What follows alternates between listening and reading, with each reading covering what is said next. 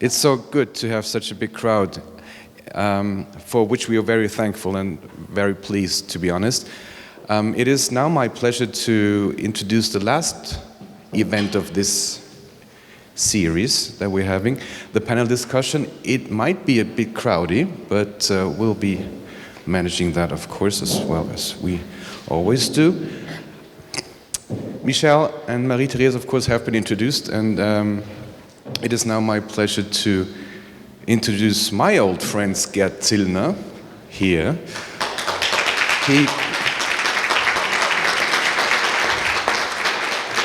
Gerd is the director of the Frederick and Lillian Kiesler Foundation in Vienna and a very profound art historian. I'm pretty sure that you can share some interesting information with us on the special relation that Frederick Kiesler had with Marie-Therese Harnoncourt and Vero Schürr. We haven't met before, but I read that you are a specialist in narrative environments, and we are very pleased, of course, to incorporate you into this discourse as well. For I believe, as we just heard, there's a lot to think and talk about when it comes to this kind of delicateness and specific design of both art and environments. Eventually, it would be good to start with you because when we're reading that or reminding the quote that we read in the exhibition previously is, and this reminded me very much about Hermann Czech, by the way, because he was the architect from Vienna. He was dealing with architecture which is not visible, and architecture should reduce itself as much as it can. So when it comes to narrative environments, should environments like these talk? And if, like what? May I pass this over? So yeah, should environments talk? I believe they should, in a way. But more than anything, they should listen. And I think that's what, to me, makes Marie-Therese Harnoncourt's work so special, as you already pointed out, is that he draws all of these objects so much. And to me, as a narrative designer, which is basically like storytelling in space, that is the moment of where you understand what kind of story you can even tell. So it's that moment of listening that I think is even more important in order to know which story to tell.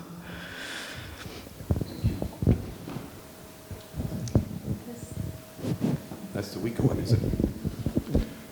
Do we have two like equal? Oh, thank you very much. Okay, thank you very much. And Eleni, once again, how is this your research that came up with obviously the things that you've been showing us previously? Is this like the main body of your work, or is this something that you try to incorporate into a bigger field?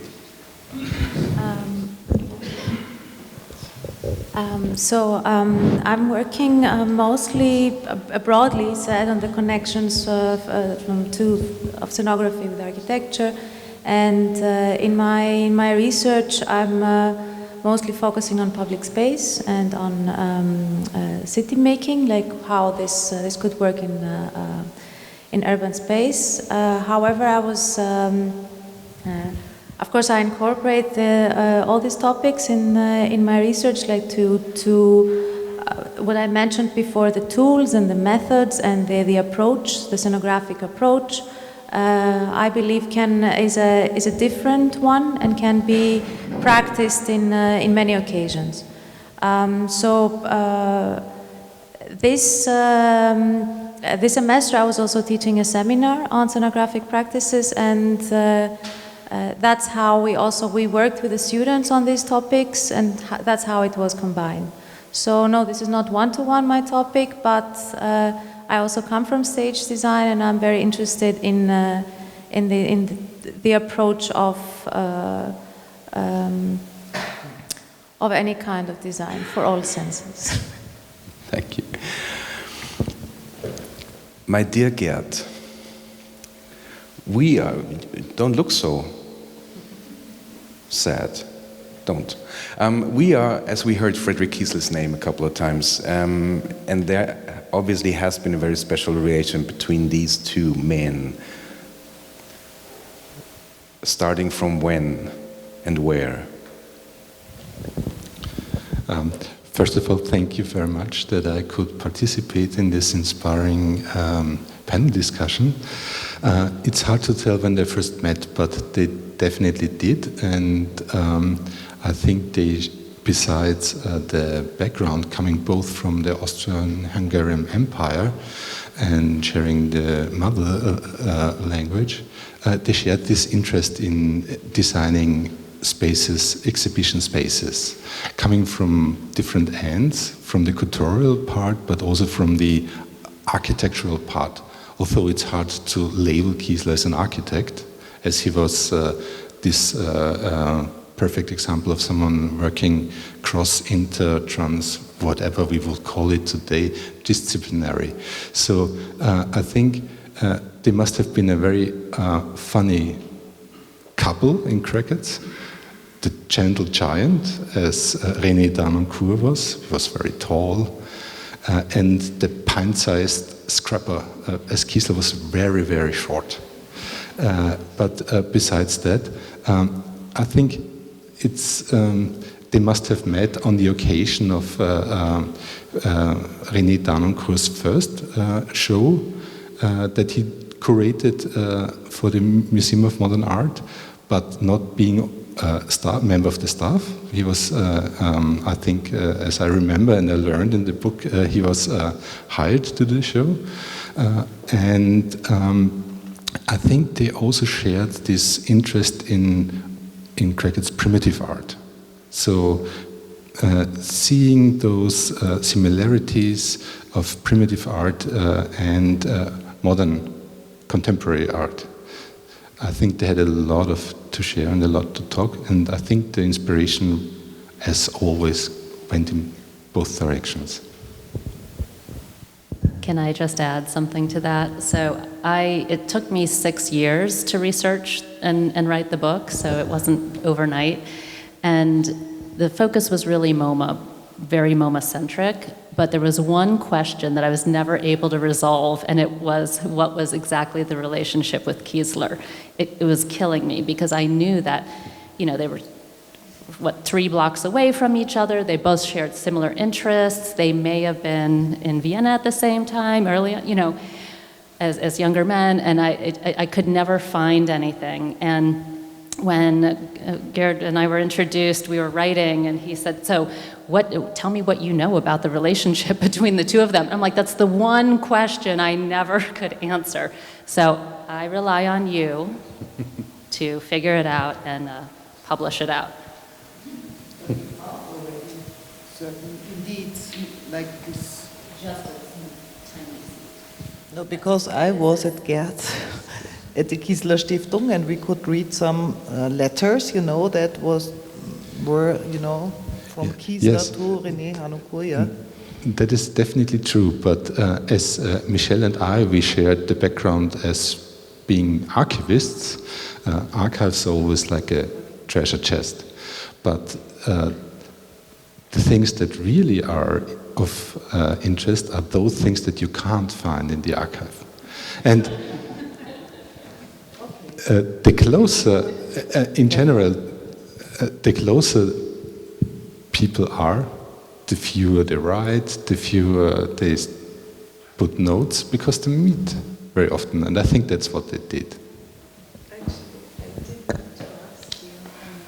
I did want to ask you, I don't know why I never did, or both of you, actually, more you, did he get that grant that he applied for?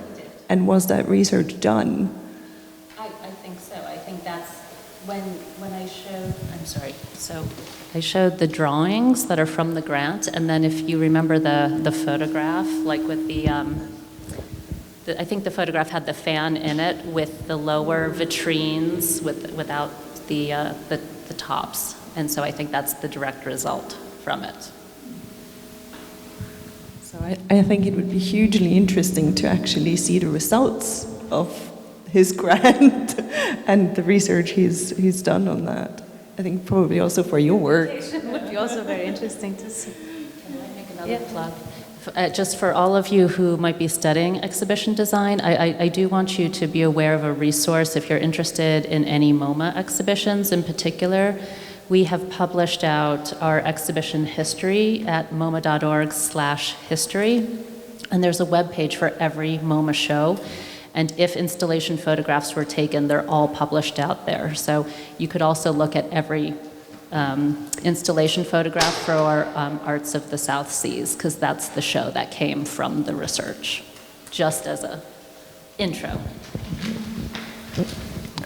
Another thing that would interest me, by the way, is that when he did his massive both research and artistic show designs, do you think the classical exhibition designs were under certain pressure when we think about the rise of media, like Marshall McLuhan's ideas of the extensions of man, and how would he try to impose new intensities, as you called it before, to really put these things into a certain kind of intensity that would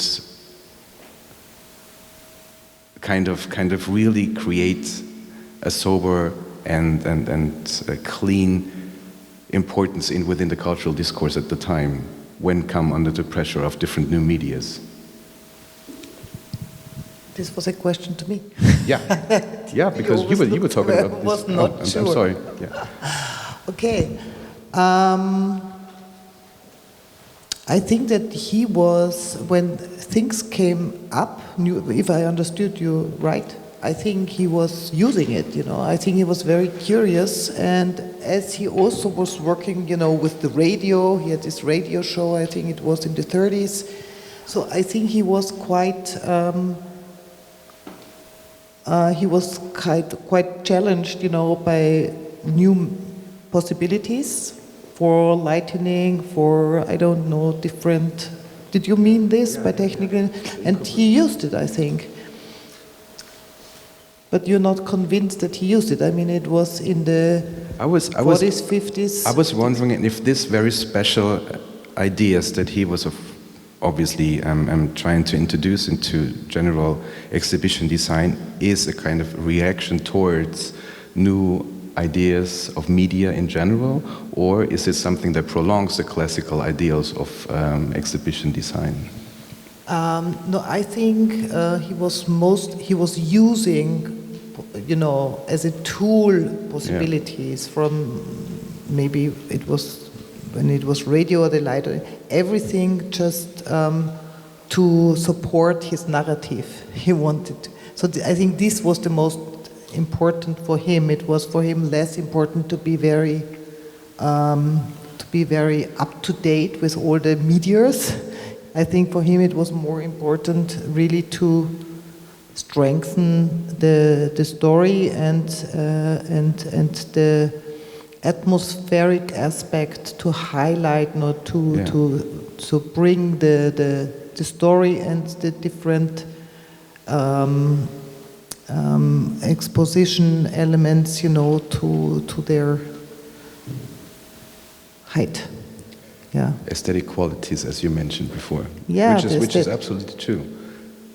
For I also thought, is it necessary that one curating an exhibition in general does it with such a depth into the interest and own artistic qualities as he did in his fantastic drawings and renderings? Is it necessary that the curator goes in so deep? I think it was his way, and therefore his exhibitions were very specific. A different curator will do it in a different way, and therefore we have different exhibitions. And I think that his way of doing exhibitions and also how he was doing his story was also intuitive. It was, I think that sometimes or often maybe he left the path of logic, maybe, and was also intuitive, because artistic values is not like a paragraphic piece of paper where you say, And this kind of intuitive element, I think, was part of his artistic believing and thinking, and therefore also about his courageous and work. I think he wasn't a curator. He was an artist because he was thinking like an artist and was feeling like an artist. So he wasn't a curator in the normal way of life. He wasn't a historian. He was a very special artist, and he was feeling the art. It's similar to René Zauk.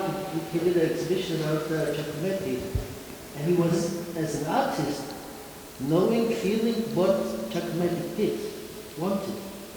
So this is another relation as a curator. He's dealing with art, but I think René Harnoncourt was not dealing with art, he was understanding art. And he was an artist. He was, from this point of view, doing different things than normal. There is an answer to come. 2 microphones. Not an answer, but just an addition. Thank you for sharing that, because that's kind of where my thinking was going. It was deeply personal for him. And again, one thing to remember is in the arts, he was self-taught. You know, his formal background was in chemistry.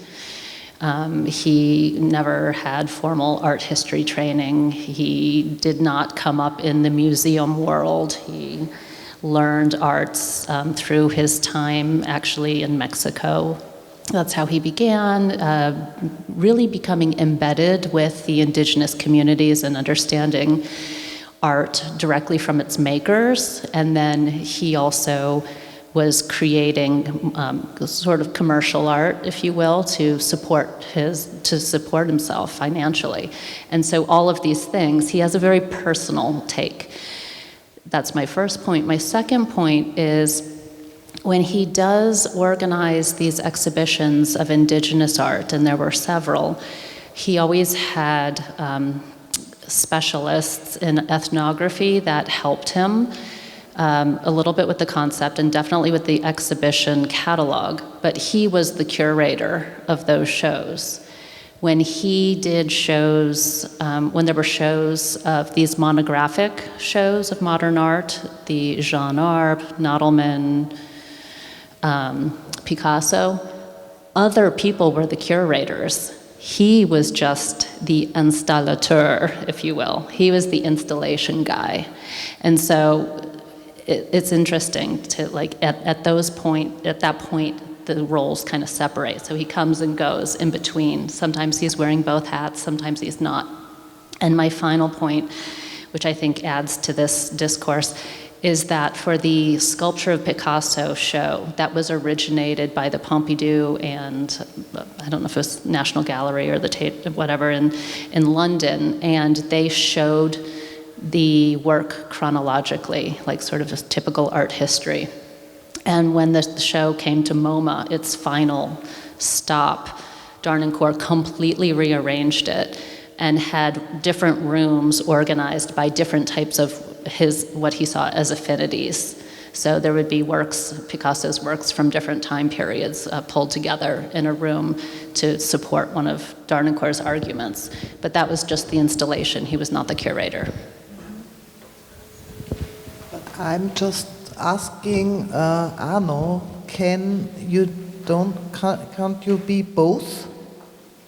Can't you be both? If you're artistically thinking, it's not possible also to be as I understand, and I think it's very interesting what you said, but I could imagine that the combination also could be possible. Yes, but I think it's another view. Yeah, for sure. And I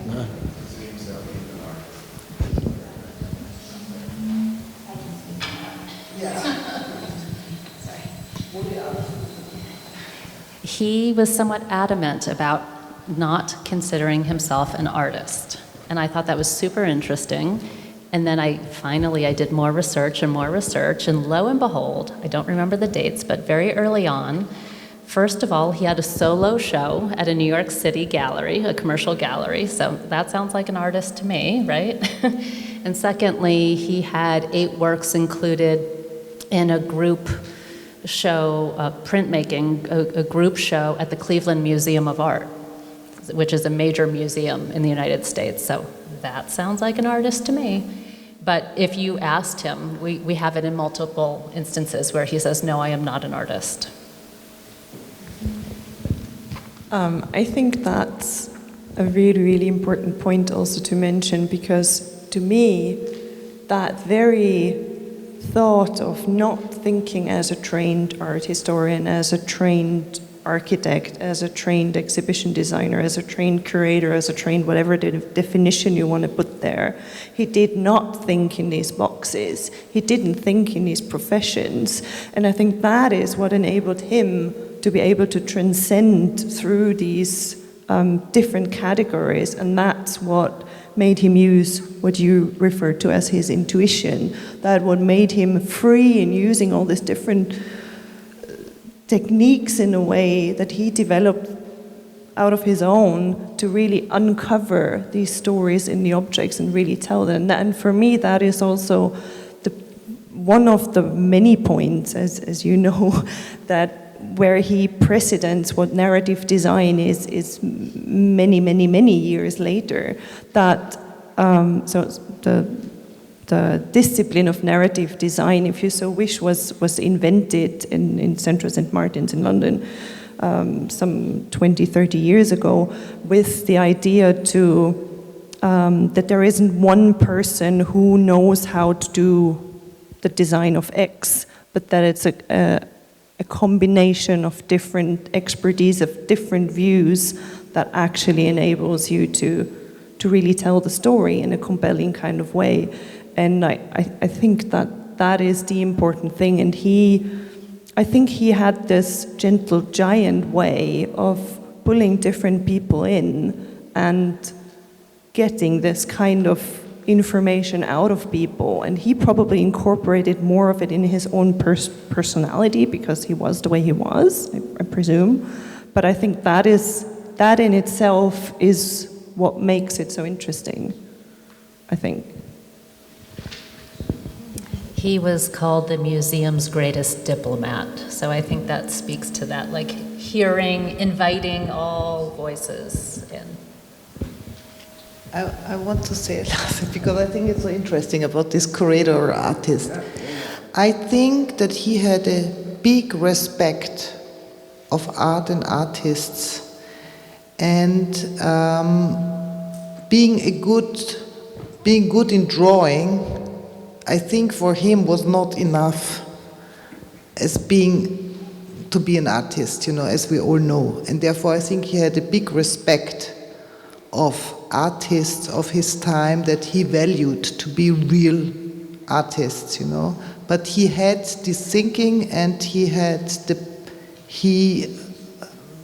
could appreciate, he wanted to be, he knew what he could find, and understand within an art piece of an artist, and also about this primitive art. Therefore, I think this training, this starting to get into this world of art through the primitive art, I think it's very interesting, because it's also about understanding these objects, in a kind of, from the artistic, but also from the cultural perspective, it's a kind of understanding, and for him it had the same value, this kind of art, than art of maybe Pablo Picasso,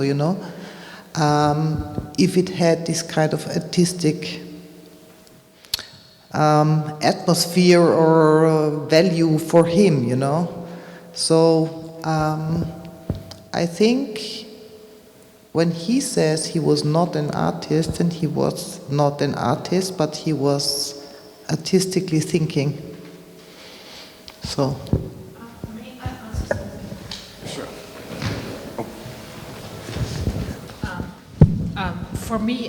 For me personally, Marie-Therese Harnoncourt was a magician, because he studied what he wanted to show in his shows, and if you curate a show, you do that work for your audience. And the important thing is to highlight the magic moment of certain pieces you are going to show. And the question is how you do that and how can you put more value to something probably you don't know the religious background or something like that. So that's for me personally an important point. But what I wanted to ask you is, as far as I understood, the MoMA was showing shows about indigenous art the first time during the period when René Harnoncourt was the director of the MoMA. Is this correct? Because the question related with that is that another person in New York showed up at that period. We did not mention until yet, and that was Bernard Rodowsky with his important show, Architecture Without an Architect. Okay.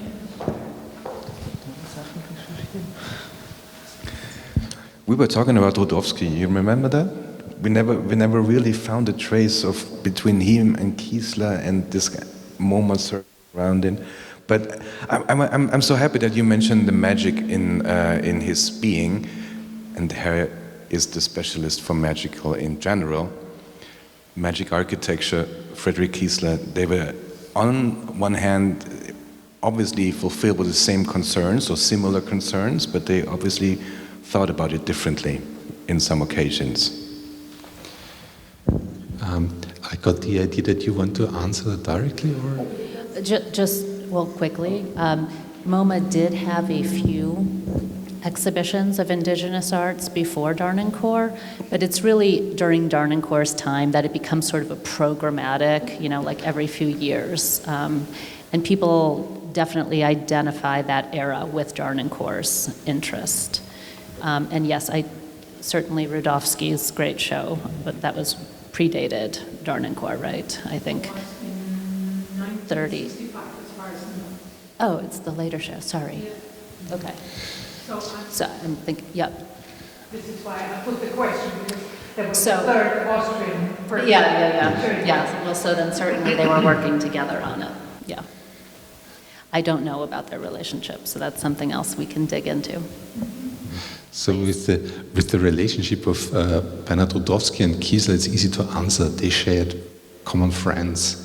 For example, Nivola, Constantino Nivola, an Italian southern sculptor, and Kiesler loved to pose inside the garden that Rodowsky designed for Constantino Nivola on Long Island. So there must have been a relation.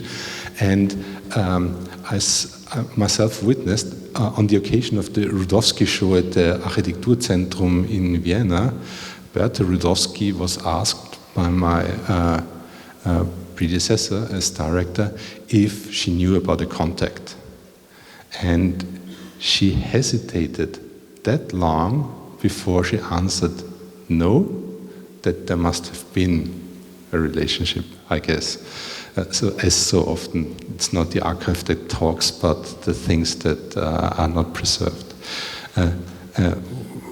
With magic, I think these shows at the MoMA played an very important role for Kiesler in this book, but that would lead away from exhibition design.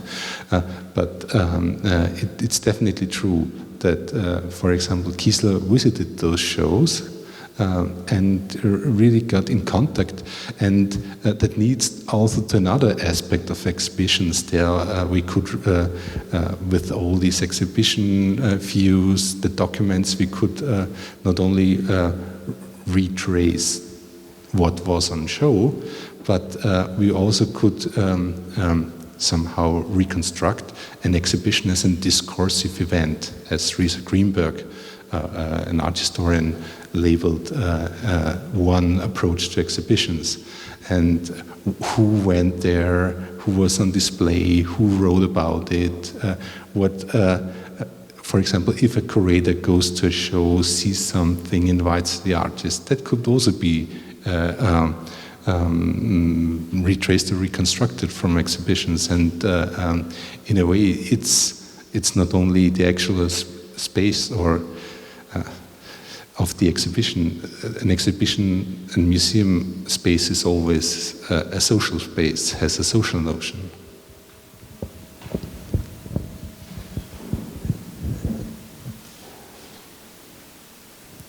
Okay, but when a social notion comes into play, and when we see all these things that were on the presentations before that, do you think that nowadays, and this is the key question that Marie-Therese stated before, this changed a lot, that the social institution museum is not so much capable of really fulfilling these purposes when it comes to a very delicate design back then and nowadays? I think that's hard to answer, but what the fact is that the splitting up of the labor has, I think, extremely increased, and there is a specialist for each and everything now. And but in a way, it would really come back to one of the questions that were on the beginning: where does the curating end, and where does the design start? And what in terms of social aspects, I think there could be a lot of stories told about all the quarrels of exhibition designers and curators, and if you even think of things that I think have really taken a lot of fun out of doing exhibitions, all the legal regulations that you have to fulfill.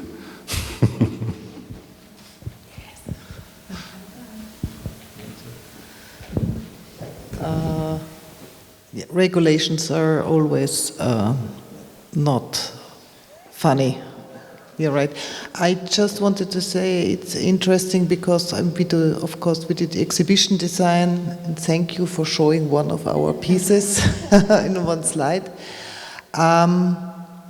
But we also had now the first time the chance to realize a museum, where actually exhibitions and curators should have the possibility to work. And this is also a further task, how to deal with it. And we were imagining when we were at the Horten Museum if Marie-Therese Harnoncourt would have liked to work with these vertical and space possibilities that we were giving a chance to be used. So having also different perspectives and things onto artwork and to present it. And I think this is also a question I would give to Michel, what she thinks, how he would deal with if the spaces start to, have more directions. He would have loved it. I'm thinking the first exhibition he did for MoMA, we didn't see images here, but it was at the time called Indian Art of the United States, so an exhibition devoted to Native American arts. It's the only exhibition he did that took over the entire museum. So it's interesting to think about that. And one of the very first things he did was to invert the normal flow. So the museum was always visited from the ground floor to the, you guys say first floor, we say second floor, and then the third floor, right? And he inverted it, so to enter the exhibition, you had to go up to the top. And you went in one, call it clockwise, and then you went down a floor to continue, and then you had to go counterclockwise. So he was really playing with, all of this. So I think he would love that and the stair, but he would paint all those white walls. That's good. Yeah. He could. You can always paint walls. You can also project on walls. Yeah. Vero?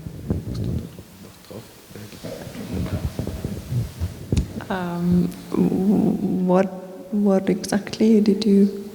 No, I was thinking you would like to add something to the color. Yes, I can add to the color thing.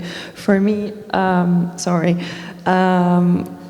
think thinking about your exhibition space in Vienna, I haven't seen it yet. Unfortunately, I will go and see it.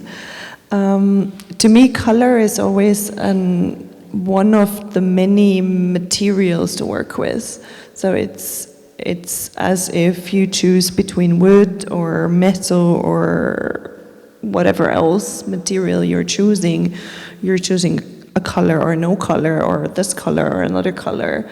And that's why I think his way of sort of using color as an associative thing adds to that. And I'm pretty sure that there are exhibitions of different kinds where maybe there is no use for color. And I think that's equally valid. So, yeah.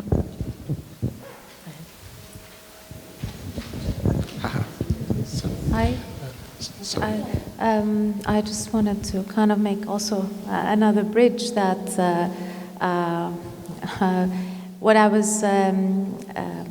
what Kiesler extra had in his exhibition was this interactivity that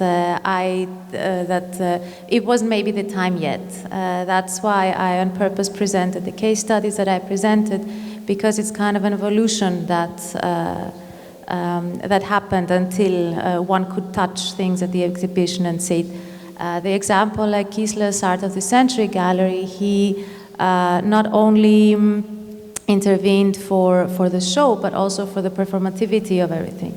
One could sit, one could with his whole body touch things, which apart from the colors and the atmosphere, I think touch and the ability to place your one own body in a space makes it brings it to another level, which was also what happened with Les Immatérieux, so to say, even if in some cases people for negative, but they interacted with it in a different way. And I think this is kind of when we, I don't know, you brought the topic up, like what René Harnoncourt would have done with all the technologies today and how he would have. So I think, I don't know, I think he would have played with it a lot. I think he would have liked it a lot. Kiesler even more, maybe. Kiesler. Definitely. So different file. Just one short answer to a statement from Kiesler. So Kiesler quote to the question of color. He said, "Well, if you do not have money and want to design an exuberant exhibition space, you have to get drunk on a pot of paint." So that's it. So if you don't have the means for exquisite vitrines or something, you have to use paint, get drunk on a pot of paint. The other things with the interactivity, that's definitely true. So he really designed devices where you can move art objects, some viewing devices like boxes where you with a handle you can open a lens and then you see inside a small painting of Paul Klee or a Paternoster-like presentation system where you push a button and then the different paintings flash by, or some like a peep show at these fairs where you can look through. You had the opportunity to look at, for example, Marcel Duchamp's Boîte en Valise, which you really could move yourself.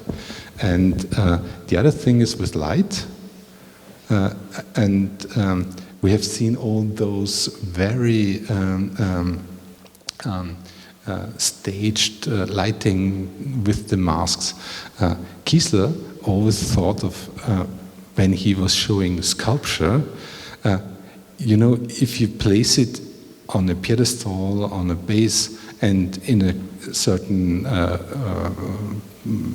part of the exhibition space, you are interpreting a lot as a curator. And he thought of, you have something movable that you as the visitor could move the sculpture, and you also have a light, a torch or something, where you can look for the lighting, the angle of the light, where the play of the form and the shadows pleases you most. And that is something that really would be fun in an exhibition. I just wanted to add, because the Elisitsky, he was also very strongly with interaction, and he also did displays. On the one hand, which I like a lot, he did displays where he had the background of the image were like Latten, you know, wood stacks, which were painted on the one side white, on the other side black, and the back of the wall was gray. And so when you were walking by the picture, first you had the black background and the gray, and then it was white.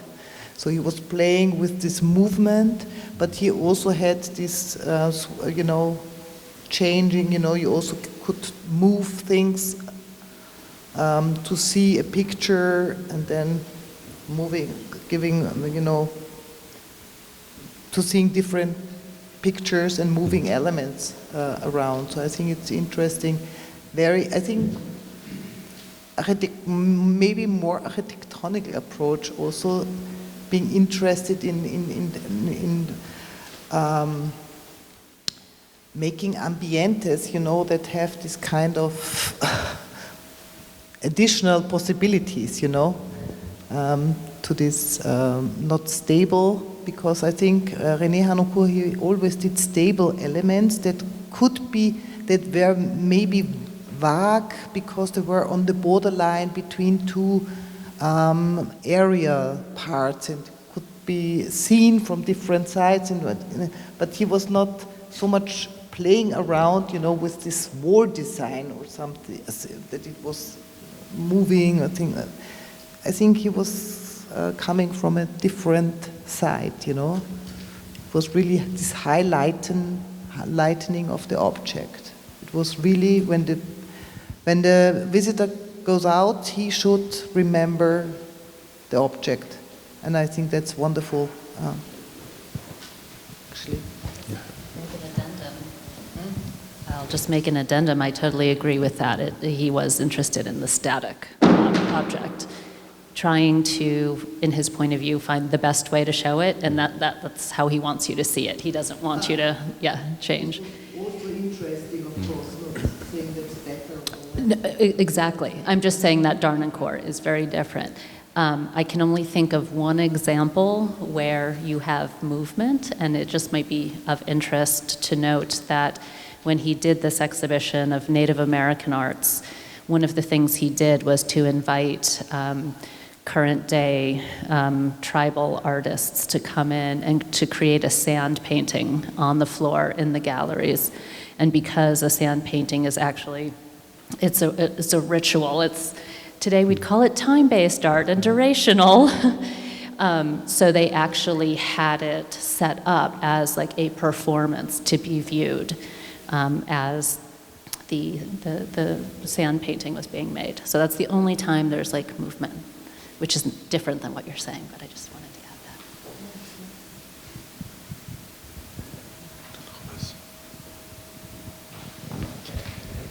that. Is there any questions from the audience that we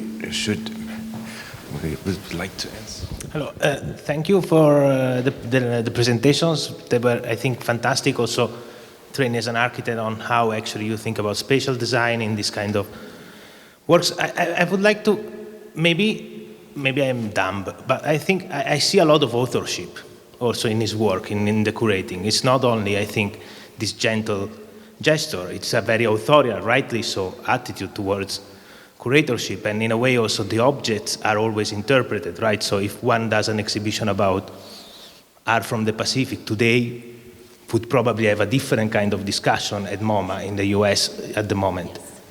So I was wondering, also this interpretation, what role it has if he acknowledges also certain arbitrary choices based on memory, as you said, also about the objects. And in that sense, a curiosity, does he acknowledge Aby Warburg in his work? I'm sorry, what was the last part? Does he acknowledge through his work, in his texts, writings, Aby Warburg as an art historian he looks at? Because he was having a very similar, somewhat similar method of, in a way, analogically merging art pieces from different times through his own interpretation, through a very personal way of looking at things. I was just wondering, a curiosity, and yeah, that's it. Thank you.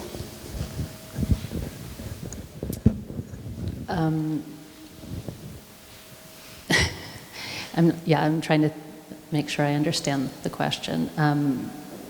But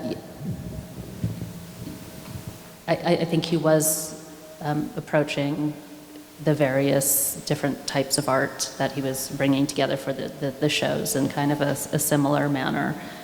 I'm not quite sure I understood if you talked about him writing. Did you say something about him writing? He mentions explicitly the work of Aby Warburg, who actually... Sorry, Aby Warburg. That's the key piece that I didn't understand, and now I completely understand. Thank you. Sorry. I did not come across any direct references, and of course that would be hugely interesting to see if we could establish. But I don't know if he was looking at Warburg's work. So that we just don't know. Yes, with the Atlas Encyclopedia, super, super fascinating. Thank you. Sorry, I missed that. What I can say is one of his touchstones, if you're looking at other people that he was influenced by, was Robert Goldwater, who wrote sort of a very influential text on primitivism in the 1930s. And it's actually Goldwater that brings forth this idea of affinities. So that much I certainly know, it's documented. And like we have Harnoncourt's copy of that book from his personal library, and we know that they were friendly. So that's all I can tell you.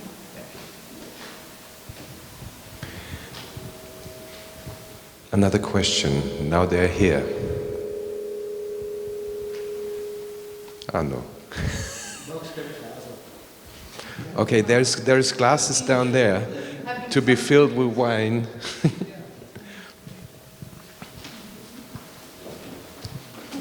Okay. Well, then we thank you all for coming and showing your interest in this fantastic panel. There is obviously wine and Speck down there, as I understood, to be discussed with Mr. Ritter. Thank you very much.